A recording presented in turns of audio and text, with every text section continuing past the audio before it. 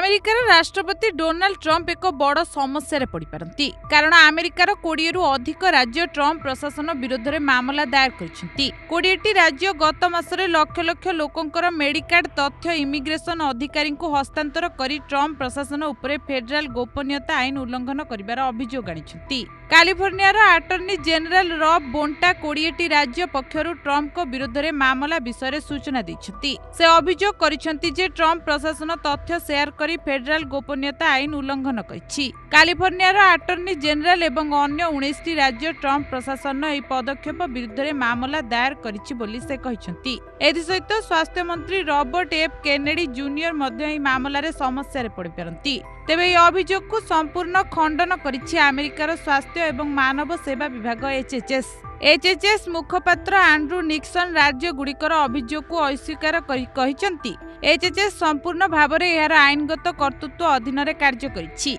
एवं समस्त प्रयोज्य आईन को संपूर्ण भाव में पालन करिछि।